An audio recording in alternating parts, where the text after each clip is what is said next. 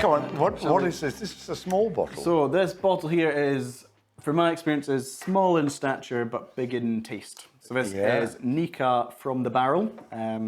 Nikka is a huge Japanese whiskey giant. So there's Nikka and Suntory as well. Nikka owns the Yoichi and Miyagikyo distilleries. So this is a blended whiskey, so it contain two of those distillates blended together. Do you know whether does Nikka use whiskies from Suntory and vice versa? If they do, I imagine they won't admit to it. So I you imagine reckon there probably is casks. this is probably a mixture of Yoichi and Miyagikyo. Miyagikyo Is the other one that a bit of a mouthful. And of course, you see, it's 50 cl. I mean, it looks small, but it's actually it's smaller than an average bottle, but it's it's a cute little bottle. There's no age stated on it, so we're not sure how long it's been in cask. We're not sure if it's 100% malt, if it's a blended malt, or if there's some grain whiskey in there as well. But from my experience, how do they describe it? They Nikka Whisky from the barrel at 51.4%. So we don't know what it is. Yeah. The Japanese produce, extraordinarily good whiskey. They're very, very.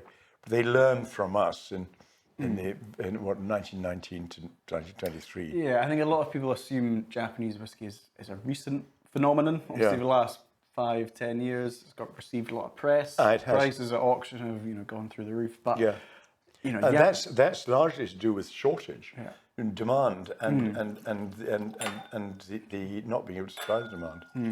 So that's one of the reasons. But it's a very, very, very good product, and it's quite light compared with Scotch malt, but it's a very well made, very carefully made product. And there's so many similarities in terms of climate as well. Yes, obviously some distilleries and mountainous, particularly Hokkaido, where Nikka, where Yoichi is situated. Yeah, Yoichi is very sort of un-Japanese in its style. It's quite heavy. I think they still use coal firing on some of the stills, which gives it a real sort of kind of depth and sort of dirtiness to the spirit, if you like. So, Nikka from the barrel, obviously being a blend, we'd assume it would have some Yoichi in it. It'll be an interesting one to try it. Would you guess, on the nose, that it was Japanese? I think, I wouldn't say so. I think, for me, Japanese whiskey is similar to Scotch in that some of it's very good, some of it's average, and some of it's a bit forgettable. But also in terms of style, some of it can be heavy and challenging as well as being light. Yeah, you're right, because I think the spirit is generally lighter, but if it's put into very active casks, I mean, there was that one that won the best whiskey in the world nonsense years ago. Yes. And it was a lovely, lovely whiskey. I can't remember. I think it was a Yamazaki. And the sherry cask. 2013. Something like that. Yeah. And it was a beautiful drink, but it was completely dominated by flavours coming from the cask. So no distillery character whatsoever. No, lost at all. So on the nose of this one, you say it's very un-Japanese, so is that a good thing, would you say? In terms of stereotypes, I would say it's got lots of complexity to it for me. I wouldn't say there's much grain whiskey in there, if there's any grain at all. No. I'm getting tropical fruits. Yeah, there's a nice sort of maltiness to it, I think. I am certainly getting it's coming up, the tropical fruits. I'm thinking lychees, I'm thinking... Are we able to detect any... But it's a rich style of Japanese whiskey because that must have come from the wood. I was going to say, do we think it's some sherry cask involvement in there? Or I think so. I think so, probably.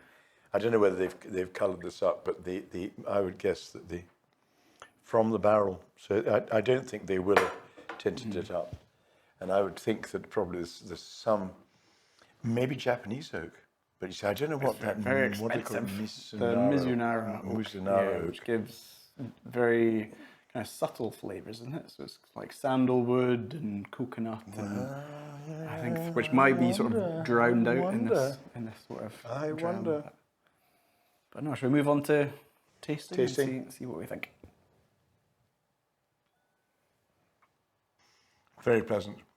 Sweet, spicy, somewhat exotic.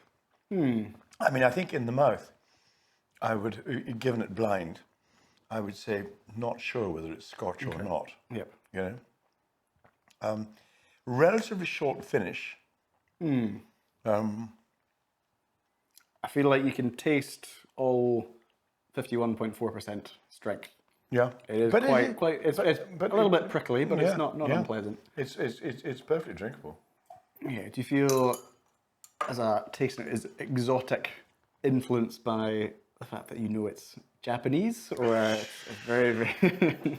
Yeah. Good question. Yeah. Actually. If I said this was Glentockers, exotic. Well, I'm sure that even Glentockers could be exotic in the right. There's anything wrong in the right circumstances, but the. I feel for those who have disregarded all Japanese whiskies being light and elegant and whatever, I would challenge them to try this and conclude that all Japanese whiskey tastes the same, because there is a lot of complexity to it. Absolutely not. Would you say there's perhaps a hint of, is it smokiness or some? No. I think if I would be really stretched to tell that it was not Scotch. You know, it's very well made, but